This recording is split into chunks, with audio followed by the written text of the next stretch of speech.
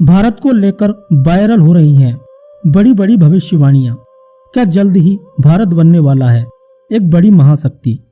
क्यों सभी देश भारत की ओर अलग नजरिए से देखने लगे हैं? क्या लिखा है पुराणों में भारत को लेकर, और साथ ही विदेशी भविष्यवक्ताओं ने भारत को लेकर ऐसा क्या लिख दिया है जिससे पूरी दुनिया हैरानी में है? जगन्नाथ धाम, बद्रीनाथ, केदारनाथ से कैसे मिल रहे हैं कलयुग के अंत के संकेत? जानेंगे भारत को लेकर की गई चौंकाने वाली भविष्यवाणियों को। इसलिए वीडियो को एंड तक जरूर देखें, और चैनल पर न्यू आए हैं तो प्लीज चैनल को सब्सक्राइब करके साथ में घंटी वाला बेल आइकन जरूर दबा दें, तभी आपको न्यू वीडियो का नोटिफिकेशन मिल पाएगा। तो चलिए दोस्तों, बिना टाइम को वेस्ट किए वीडियो को स्टार्ट करते हैं। पुराणों में कहा गया है कि एक समय ऐसा होगा जब भारत पर यवनों का राज होगा। यह राज तो हम देख चुके हैं। फिर लिखा था कि मिलेच्छों का राज होगा। यह राज भी हम देख चुके हैं। लेकिन अब जब भारत का विभाजन हो गया है, और पुराणों में तो संपूर्ण अखंड भारत की ही भविष्यवाणी की गई थी, उन्हीं भविष्यवाणियों को आगे हम आज के इस वीडियो में जानने वाले हैं। दोस्तों, पुराणों में बद्रीनाथ, केदारनाथ के रूठने का जिक्र भी मिलता है। पुराणों के अनुसार कलयुग के 5000 वर्ष बीत जाने के बाद पृथ्वी पर पाप का साम्राज्य फैल जाएगा। कलयुग अपने चरम रूप में आ जाएगा। लोगों की आस्था लोभ और काम पर आधारित होगी। सच्चे भक्तों की कमी हो जाएगी। ढोंगी और पाखंडी व्यक्ति साधु संत बनकर समाज की दिशा तय करेंगे। इसका परिणाम यह होगा कि पृथ्वी पर मनुष्यों के पाप को धोने वाली गंगा स्वर्ग को लौट जाएगी। गंगा के पृथ्वी से लौटने की घटना का वर्णन श्रीमद् देवी भागवत पुराण में मिलता है। पुराण में भगवान ने यह भी कहा है कि वृंदावन और काशी को छोड़कर सभी तीर्थ पृथ्वी का त्याग कर देंगे। कलयुग के 10,000 वर्ष पूरे हो जाएंगे, तब शालिग्राम, शिव, शक्ति और जगन्नाथ जी भी पृथ्वी का त्याग करके अपने लोक को प्रस्थान कर जाएंगे। इनके साथ शंख, साधु, श्राद्ध कर्म, धर्म, कर्म, देवताओं की पूजा एवं कीर्तन का भी पृथ्वी से लोप हो जाएगा। जोशी मठ में स्थित नृसिंह भगवान की मूर्ति का एक हाथ साल दर साल पतला होता जा रहा है। माना जाता है कि जिस दिन इसकी कलाई टूटकर गिर जाएगी, उस दिन नर और नारायण पर्वत आपस में मिल जाएंगे और बद्रीनाथ का मार्ग पूरी तरह से बंद हो जाएगा। इसलिए भक्त बद्रीनाथ के दर्शन नहीं कर पाएंगे। कहते हैं कि ब्रह्मा, धर्मराज व त्रिमूर्ति के दोनों पुत्र नर और नारायण ने यहाँ वन में तपस्या की, जिससे इंद्र का घमंड चकनाचूर हो गया। बाद में यही नर और नारायण द्वापर युग में कृष्ण और अर्जुन के रूप में अवतरित हुए, जिन्हें हम विशाल बद्री के नाम से जानते हैं। मान्यता है कि जब केदारनाथ और बद्रीनाथ के कपाट खुलते हैं, उस समय मंदिर का एक दीपक जलता रहता है। इस दीपक के दर्शन का बड़ा महत्व है। मान्यता है कि 6 महीने तक बंद दरवाजे के अंदर इस दीप को देवता जलाए रखते हैं। उत्तराखंड में आई प्राकृतिक आपदा इस बात का संकेत हो सकती है कि आने वाले कुछ वर्षों में वर्तमान बद्री और केदार भक्तों से नाता तोड़ लेंगे, और भक्तों को भविष्य में भविष्य बद्री में इनके दर्शन प्राप्त हो सकेंगे। बद्रीनाथ की कथा के अनुसार सतयुग में देवताओं, ऋषि मुनियों एवं साधारण मनुष्यों को भी भगवान विष्णु के साक्षात दर्शन प्राप्त होते थे। इसके बाद आया द्वापर युग। इस समय भगवान सिर्फ देवताओं, ऋषि मुनियों को साक्षात दर्शन देने लगे। लेकिन त्रेता युग में भगवान यहाँ से विलीन हो गए। इनके स्थान पर एक विग्रह प्रकट हुआ। ऋषि मुनियों एवं साधारण मनुष्यों को विग्रह के दर्शन से संतुष्ट होना पड़ा। शास्त्रों के अनुसार सतयुग से लेकर त्रेता युग तक पाप का स्तर बढ़ता गया और भगवान के दर्शन दुर्लभ होते गए। त्रेता युग के बाद आया कलयुग, जो वर्तमान में चल रहा है। यदि बात करें जगन्नाथ मंदिर की, तो यहाँ से भी कलयुग के अंत के संकेत मिल चुके हैं। जब भगवान जगन्नाथ का अपमान होगा, मंदिर की परंपराओं में अव्यवस्था होगी। जगन्नाथ मंदिर में प्रतिवर्ष नव कलेवर की रस्म होती है। इस रस्म में पुरानी मूर्तियों को बदलकर नई मूर्तियां स्थापित की जाती हैं।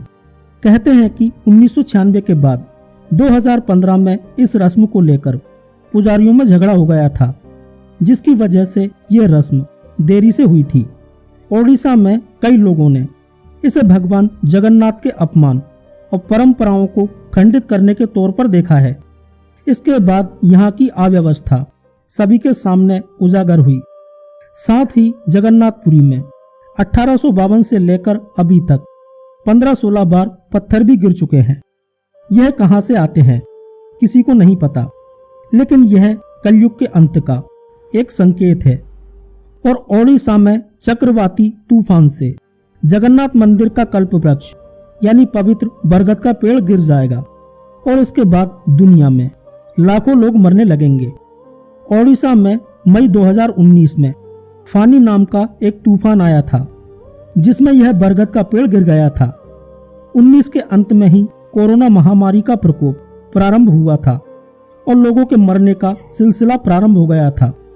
जगन्नाथ मंदिर का झंडा कई बार गिरेगा और एक चक्रवाती तूफान के कारण झंडा समुद्र में जा गिरेगा। मई 2019 में चक्रवाती तूफान फानी के कारण यह घटना घट चुकी है। इसके बाद मई 2020 में भी यह घटना घट चुकी है। जगन्नाथ मंदिर का नील चक्र यानी सुदर्शन चक्र तूफान से टेढ़ा हो जाएगा। मई 2019 में समुद्री तूफान फानी के कारण यह विशालकाय चक्र टेढ़ा हो गया था। जगन्नाथपुरी के मंदिर के ध्वज में आग लग जाएगी। 19 मार्च 2020 को पापनाशक एकादशी के दिन मंदिर के परिसर में महादीप लगाया गया था। अचानक हवा चलने से ध्वज उड़कर महादीप के पास चला आया और उसमें आग लग गई। उस समय इसे बहुत बड़ा अनिष्ट माना गया था। उसके बाद 5 दिन बाद देश में पहला लॉकडाउन लगाया गया था। इसके बाद ही भारत में दूसरी लहर का ऐसा मंजर देखा गया जिसने त्राहिमाम मचा दी थी। चारों तरफ चिताएं जल रही थी। मंदिर परिसर में त्रिदेव के ऊपर जो कपड़ा है उसमें आग लग जाएगी। मंदिर परिसर में यह घटना भी कई बार हो चुकी है। मंदिर के शिखर पर और एकाश्म स्तंभ पर गिद्ध बैठेगा।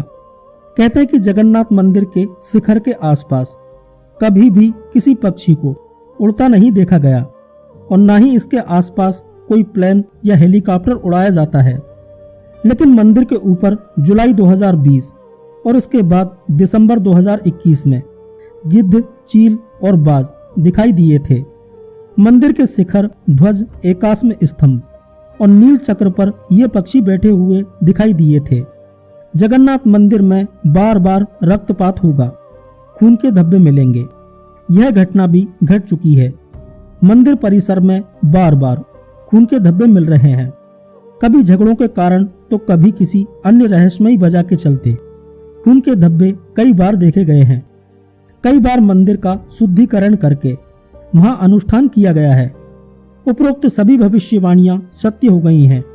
इसका मतलब यह है कि कलयुग का अंत निकट आ चुका है और विनाश का समय अब प्रारंभ होने वाला है।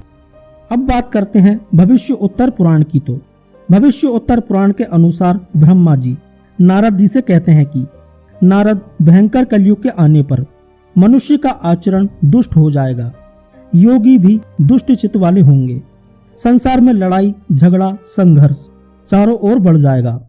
ब्राह्मण, क्षत्रिय तथा वैश्य दुष्ट कर्म करने वाले होंगे, अर्थात वे काम जो विधि सम्मत, न्याय सम्मत तथा सामाजिक रूप से स्वीकार नहीं है, उन कामों को करने में भी यह लोग नहीं कतराएंगे। और जैसा कि हम जानते हैं कि राजा का काम होता है जनता की सेवा करना, उनकी भलाई के लिए कार्य करना, उनके जीवन को बेहतर बनाने का प्रयास करना। लेकिन कलयुग में राजा को जनता से कोई मतलब नहीं रहेगा। उनका मकसद केवल सत्ता हड़प कर जनता का खून चूसना रहेगा और जनता के धन से ऐसो आराम की जिंदगी बिताना रहेगा। हर एक देश में, गांव-गांव में लोग बहुत ही ज्यादा परेशान हो जाएंगे। सज्जन और महात्मा लोग बहुत दुखी होने लगेंगे। अपने धर्म को छोड़कर लोग दूसरे धर्म का आश्रय लेंगे। देवताओं का देवत्व भी नष्ट हो जाएगा और उनका आशीर्वाद भी नहीं रहेगा। मनुष्यों की बुद्धि धर्म से विपरीत हो जाएगी और पृथ्वी पर मिलेच्छों के राज का विस्तार होगा। पुराणों में भारत में आज तक होने वाले सभी शासकों की वंशावली का उल्लेख मिलता है। पुराणकार पुराणों की भविष्यवाणियों का अलग अलग अर्थ निकालते हैं। पुराणकार मानते हैं कि जैसे जैसे कलयुग आगे बढ़ेगा वैसे वैसे भारत की गद्दी पर वेद विरोधी या कहें कि सनातन धर्म विरोधी लोगों का शासन होने लगेगा। यह लोग ऐसे होंगे जो जनता से झूठ बोलेंगे और अपने कुतर्कों द्वारा एक दूसरे की आलोचना करेंगे, जिनका कोई धर्म नहीं होगा। यह सभी विधर्मी होंगे। यह सभी मिलकर भारत को तोड़ेंगे और अंत में भारत को एक अराजक भूमि बनाकर छोड़ देंगे। आज भी भारतीय नेता झूठे वादे और खतरनाक इरादे के साथ सत्ता में आकर देश को लूटना ही नहीं चाहते, बल्कि इसे तोड़ना भी चाहते हैं। यदि आपको लगता है कि यह गलत है, तो यह तो आपको पता ही होगा कि नेहरू और जिन्ना ने मिलकर धर्म के नाम पर देश को तोड़ दिया था। कहाँ है हमारा अखंड भारत? यदि आप अखंड भारत देखना चाहते हैं तो प्लीज कमेंट में अखंड भारत लिखकर कमेंट जरूर करें। और अभी भी कई प्रदेशों के नेता ऐसे हैं जो अपने आप को भारत से अलग देश बनाना चाहते हैं। यदि हम ऐसे ही सोए रहे तो उनका यह सपना भी पूरा हो सकता है, लेकिन किसी भी कीमत पर अब हम भारत के टुकड़े नहीं होने देंगे। जय हिंद। आगे बताया गया है कि जैसे जैसे घोर कलयुग आता जाएगा वैसे वैसे सौराष्ट्र, अवंती, अधीर, सूर, अर्बुद और मालव देश के ब्राह्मणगण संस्कार शून्य हो जाएंगे तथा राजा लोग भी शूद्र तुल्य हो जाएंगे। प्राचीन काल में ब्राह्मण उसे कहते थे जो ब्रह्म को मानता था, और मांस मदिरा संभोग में डूबे रहने वाले राक्षसी धर्म को शूद्र कहा जाता था। आजकल के ब्राह्मण ब्रह्म को छोड़कर सभी को पूजने लगे हैं। ब्रह्म वैवर्त पुराण में श्री कृष्ण गंगा को बताते हैं कि कलयुग में एक स्वर्ण युग होगा जिसकी शुरुआत 5000 वर्ष बाद होगी और यह सुनहरा युग अगले 10,000 वर्ष तक चलेगा। यह भविष्यवाणी भारत के संदर्भ में ही नहीं बल्कि संपूर्ण धरती के संदर्भ में है। कलयुग के 5000 वर्ष बीत चुके हैं और अब सभी और राजनीतिक शुद्धता और तकनीकी का युग शुरू हो चुका है। हर देश में क्रांति और आंदोलन हो रहे हैं। अब झूठ और फरेब ज्यादा दिन तक नहीं चलेगा। ईसा मसीह के 3114 वर्ष पूर्व कलयुग की शुरुआत हुई थी। आज इसके 5136 वर्ष बीत चुके हैं। 136 वर्ष पहले ही विश्व में औद्योगिक क्रांति के परिणाम निकलने शुरू हुए थे। निश्चित ही पिछले 100-200 वर्षों में संपूर्ण दुनिया में परिवर्तन का युग चल रहा है। मानव आज अंतरिक्ष में रहने लगा है और भविष्य में वह किसी अन्य ग्रह पर भी रहने लगेगा। नास्ट्रेदमस की कालगणना के अनुसार हम चंद्रमा की द्वितीय महाचक्र अवधि से गुजर रहे हैं, जो सन 1889 से शुरू होकर सन 2243 में समाप्त होगी। नास्ट्रेदमस के अनुसार यह अवधि मनुष्य जाति के लिए रजत युग है। नास्ट्रेदमस ने यह भविष्यवाणियां लगभग 500 वर्ष पहले की थी। रजत युग के बाद ही स्वर्ण युग शुरू होगा। नास्ट्रेदमस के अनुसार तीसरे महायुद्ध की स्थिति सन 2012 से 2025 के मध्य उत्पन्न हो सकती है। तृतीय विश्व युद्ध में भारत शांति स्थापक की भूमिका निभाएगा। सभी देश उसकी सहायता की आतुरता से प्रतीक्षा करेंगे। नास्ट्रेदमस ने तीसरे विश्व युद्ध की जो भविष्यवाणी की है, उसी के साथ उन्होंने ऐसे समय में एक महान राजनेता के जन्म की भविष्यवाणी भी की है, जो दुनिया का मुखिया होगा और विश्व में शांति लाएगा। लेकिन ये महान व्यक्ति कहाँ जन्म लेगा, इस बात को लेकर मतभेद है। हालांकि ज्यादातर जानकार मानते हैं कि दुनिया का मुक्तिदाता भारत में ही जन्म लेगा। कहीं ऐसा तो नहीं कि उस महापुरुष ने जन्म ले लिया हो और वह राजनीति में सक्रिय भी हो। वह राजनेता होगा या धर्म योद्धा, यह कहना मुश्किल है। 1 मील व्यास का एक गोलाकार पर्वत अंतरिक्ष से गिरेगा और महान देशों को समुद्र में डुबा देगा। यह घटना तब होगी जब शांति को हटाकर युद्ध, महामारी और बाढ़ का दबदबा होगा। इस उल्का द्वारा कई प्राचीन अस्तित्व वाले महान राष्ट्र डूब जाएंगे। समीक्षक और व्याख्याकार इस उल्का के गिरने का केंद्र हिंद महासागर को मानते हैं। ऐसे में Maldives, Brunei, New Guinea, Philippines, Cambodia Thailand, Burma, Sri Lanka, Bangladesh, Bharat, Pakistan, दक्षिण अफ्रीका के तथा अरब सागर से लगे राष्ट्र डूब जाएंगे। 3 ओर से घिरे समुद्र क्षेत्र में वह जन्म लेगा जो बृहस्पतिवार को अपना अवकाश दिवस घोषित करेगा। उसकी प्रशंसा और प्रसिद्धि, सत्ता और शक्ति बढ़ती ही जाएगी और भूमि व समुद्र में उसके जैसा शक्तिशाली कोई भी नहीं होगा। 3 ओर से समुद्र से तो भारत ही घिरा हुआ है। भारत में गुरुवार एक ऐसा वार है जिसे सभी धर्म के लोग समान रूप से मानते हैं। भारत में पहले भी राम, कृष्ण, बुद्ध, महावीर, चाणक्य आदि महापुरुषों का जन्म हो चुका है जिन्होंने तत्कालीन समाज को काफी प्रभावित किया था। 5 नदियों के प्रख्यात द्वीप राष्ट्र में एक महान राजनेता का उदय होगा। इस राजनेता का नाम वरण या शरण होगा। वह एक शत्रु के उन्माद को हवा के जरिए समाप्त करेगा। इस कार्रवाई में 6 लोग मारे जाएंगे। चांद पर निर्भर रहने वालों के मुकाबले तेजी से पनपेगा और उसे भयभीत कर देंगे। ए तथा ए से घायल 2 लोग। यह भविष्यवाणी अभी तक अपूर्ण है। भविष्यवाणी से ऐसा लगता है कि भारत के नाम पर कट्टरता पनपेगी। एक बार फिर से हिंदू को मुसलमान से लड़ाया जाएगा। कलयुग में जिस व्यक्ति के पास जितना धन होगा वो उतना ही गुणी माना जाएगा।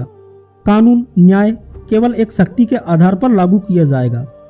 इस युग में पुरुष और स्त्री साथ साथ रहेंगे और व्यापार में सफलता छल पर निर्भर करेगी।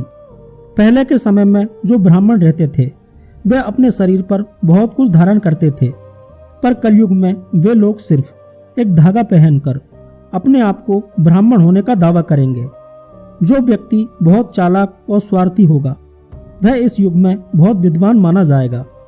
इस युग में जिस व्यक्ति के पास धन नहीं होगा वह अधर्मी, अपवित्र और बेकार माना जाएगा। विवाह बस 1-2 लोगों के बीच में समझौता बनकर रह जाएगा। लोग बस स्नान करके समझेंगे कि वे अंतरात्मा से भी साफ सुथरे हो गए हैं। पेट भरना लोगों का लक्ष्य हो जाएगा। ऐसा माना जाएगा कि मनुष्य की सुंदरता उसके बालों से होगी।